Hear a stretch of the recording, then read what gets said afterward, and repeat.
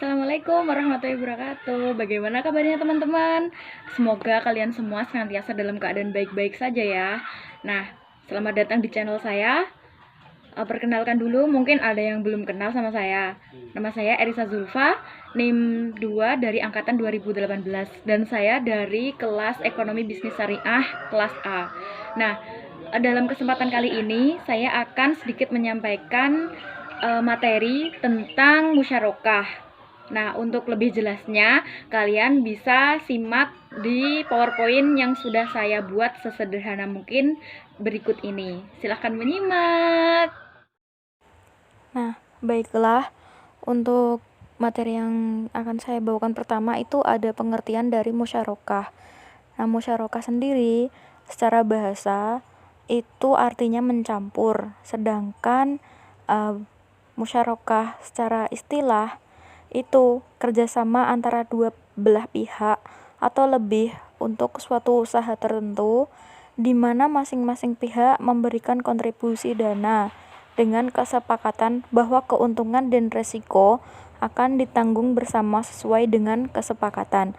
Nah, jadi di sini musyarakah itu dua orang pihak itu sama-sama memberikan bantuan modal dan juga sama-sama memberikan bantuan tenaga. Jadi berbeda dengan mudharabah. Kalau yang di mudharabah itu si pemilik usaha itu hanya menyetorkan modal berupa uang saja atau usaha saja, sedangkan yang satu pihak lagi itu hanya hanya bekerja dan tidak memberikan modal. Dia hanya modal tenaga saja. Gitu. Untuk yang selanjutnya, ini ada dasar hukum dari musyarakah itu sendiri. Di sini terbagi menjadi 3, yaitu ada Al-Quran, Al-Hadis, dan juga ada Ijma'. Al-Qurannya sendiri itu merujuk dari Quran Surat Shad ayat 24, yang artinya, dan sesungguhnya kebanyakan dari orang-orang yang berserikat itu, sebagian dari mereka berbuat zalim kepada sebagian lain, kecuali orang yang beriman dan mengerjakan amal soleh, dan amat sedikitlah mereka ini. Nah, jadi dari ayat ini merujuk pada dibolehkannya praktik akad musyarakah.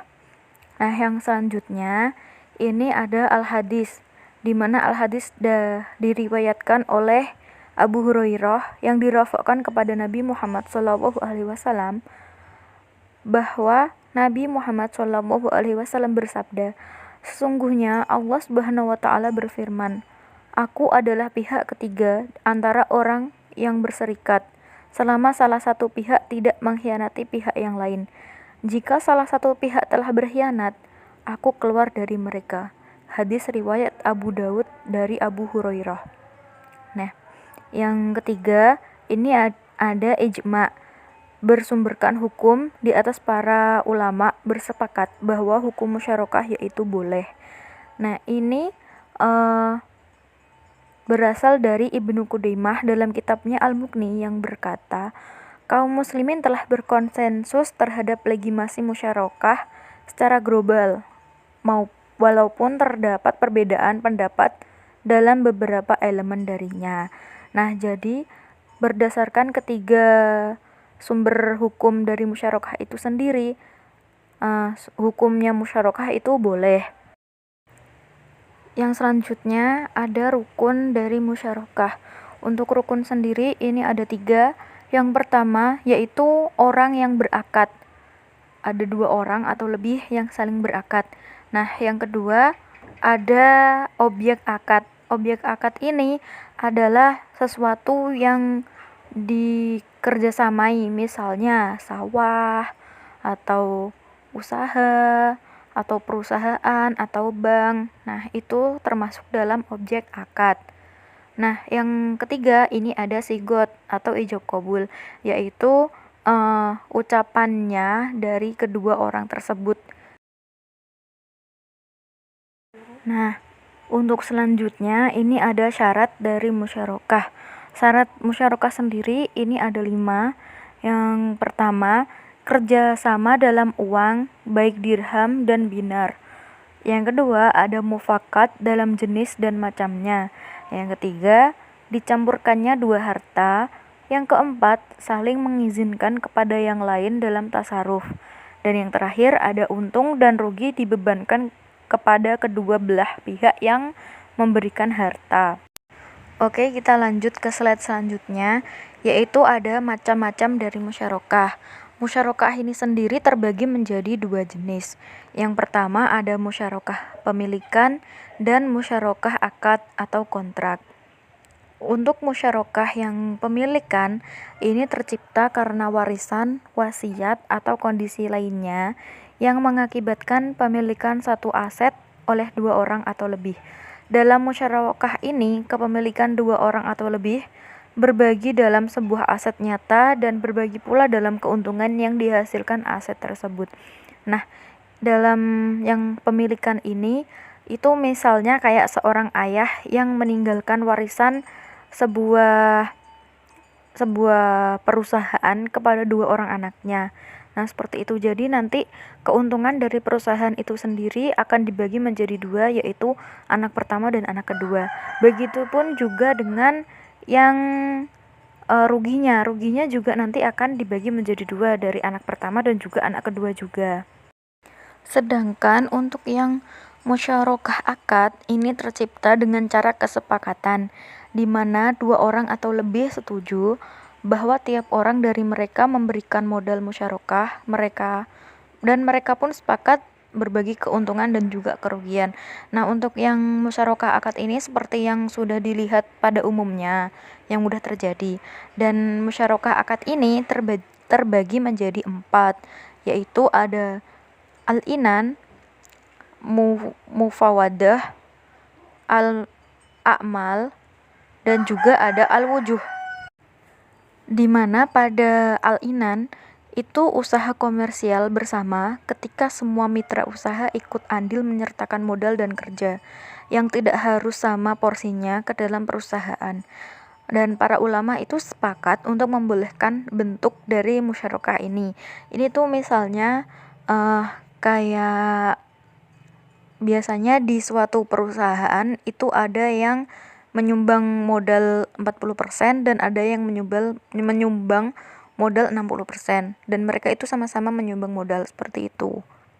Untuk yang selanjutnya itu ada musyarakah mufawadah, yaitu usaha komersial bersama dengan syarat adanya kesamaan pada penyertaan modal, pembagian keuntungan, pengelolaan kerja dan orang. Nah, mazhab Hanafi dan Maliki ini membolehkan bentuk dari musyarakah ini. Sedangkan untuk mazhabnya Syafi'i dan Hambali itu melarang karena secara realita itu sangat sulit untuk terjadi. Sulit terjadi dalam hal sama. Kan ini lebih ke keadilan ya. Nah, ini tuh kalau contohnya ini kayak modalnya 50-50 dari segi modal, dari segi kerja itu juga sama. Misalnya satu orang, si pemilik modal itu memberikan kontribusi tenaga 1 hari, maka si pemilik modal lainnya juga berkontribusi memberikan tenaga selama 1 hari juga. Nah, untuk yang selanjutnya ini ada musyarakah al-amal, yaitu usaha komersial bersama ketika semua mitra usaha ambil bagian dalam memberikan jasa kepada pelanggan. Mayoritas ulama yaitu mazhab Hanafi, Maliki, dan Hambali membolehkan bentuk dari musyarakah ini. Namun untuk yang mazhabnya Syafi'i melarangnya karena mazhab ini hanya membolehkan musyarakah modal dan tidak boleh musyarakah kerja. Nah, jadi untuk yang amal ini tuh contohnya kayak hampir sama seperti mudharabah, yaitu hanya memberikan modal saja, tetapi tidak membolehkan saling bekerja sama dalam memberikan tenaga. Yang selanjutnya ada musyarakah al-wujuh, yaitu usaha komersial bersama ketika mitra tidak mempunyai investasi sama sekali. Mereka membeli komoditas dengan pembayaran tangguh dan menjualnya tunai. Mazhab Hanafi dan Hambali membolehkan bentuk musyarakah ini. Sedangkan untuk mazhab Maliki dan mazhab Syafi'i itu melarangnya. Nah, jadi untuk contoh yang al-wujuh ini itu kayak suatu usaha, dia tidak mempunyai investasi apa-apa. Lalu dua orang sekutu ini membeli investasi itu dan kemudian menjualnya lagi secara tunai. Untuk yang selanjutnya ini ada pengaplikasiannya dalam bank syariah. Karena kan tadi udah dijelaskan tentang syarat, tentang rukun dan pengertian dan lain sebagainya, maka kali ini akan saya jelaskan sedikit tentang pengaplikasiannya dalam bank syariah. Yang pertama, ada kerjasama usaha bagi hasil, di mana ada seorang peternak lele yang biasanya mampu menghasilkan 50 kilogram lele per hari. Nah, dia ingin memperluas usahanya tersebut, maka dia membutuhkan seorang investor. Dan ada satu orang investor yang mau berkontribusi dengannya, yaitu investornya 60% dan 40% dari peternak itu sendiri. Dan selanjutnya diadakannya akad dengan keputusan hasil 60 ke investor dan 40 ke peternak itu sendiri. Begitupun juga dengan kerugiannya. Nah, contoh selanjutnya ada pembiayaan proyek. Biasanya ini dilakukan oleh pihak nasabah dan juga bank yang sama-sama menyediakan dana untuk membiayai proyek tersebut. Nah, setelah proyek itu selesai, nasabah mengembalikan dana tersebut bersama bagi hasil yang telah disepakati untuk bank. Jadi misalnya ini tuh kayak apa ya, seorang nasabah itu minjem dana ke bank, tapi si pihak bank juga dia berkontribusi dalam tenaga, misalnya mengirimkan karyawan gitu kan, bisa. Terus yang selanjutnya ada modal ventura. Nah, untuk modal ventura ini biasanya terdapat pada lembaga-lembaga keuangan khusus, jadi tidak serta-merta semua lembaga itu boleh. Ini diterapkan dalam skema modal ventura. Penanaman modal dilakukan jangka waktu tertentu dan setelah itu bank melakukan divestasi atau menjual bagian sahamnya baik secara singkat maupun bertahap. Nah, jadi kalau yang untuk pembiayaan proyek ini sendiri kan tadi si nasabah itu mengembalikan ke bank bersama dengan bagi hasilnya, dan si pihak bank juga dia tetap menerima bagi hasil dari si nasabah tersebut. Sedangkan kalau di model ventura ini itu si pihak bank itu kemudian menjual bagian sahamnya, jadi nanti dia tidak kebagian bagi hasil dari nasabah tersebut, karena nasabah tersebut akan membagi hasilnya kepada yang membeli saham dari pihak bank tersebut. Mungkin agak sedikit bulet ya, tapi ya semoga saja kalian paham. Nah, pada slide yang terakhir ini ada manfaat dari musyarakah. Kan tadi udah dijelaskan secara ya jelas ya tentang musyarakah itu apa, rukunnya apa. Nah, pasti kan juga ada yang tanya-tanya kan, emang apa sih manfaat belajar dari musyarakah itu? Nah, di sini saya akan menjelaskan manfaat dari musyarakah. Manfaat dari musyarakah sendiri yang pertama itu ada bank tidak akan pernah mengalami negatif spread.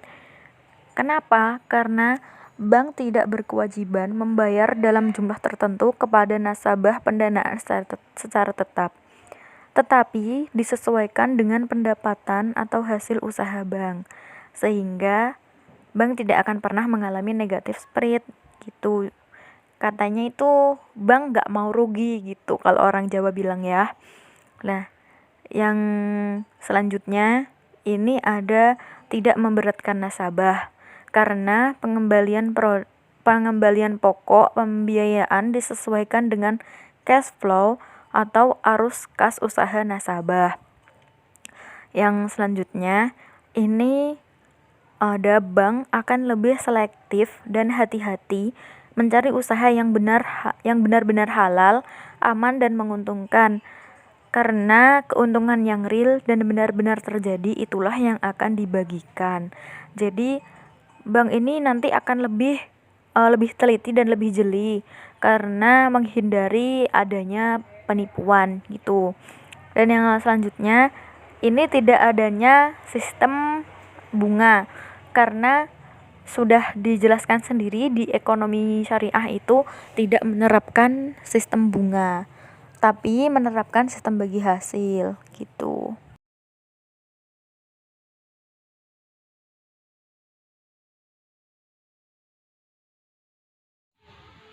Mungkin itu materi yang dapat saya sampaikan tentang musyarakah dalam ekonomi syariah. Jika ada teman-teman semua yang ingin bertanya tentang musyarakah lebih lanjut, mungkin bisa dengan komen di bawah ini. Dan jangan lupa untuk like, komen, dan subscribe. Terima kasih. Assalamualaikum warahmatullahi wabarakatuh.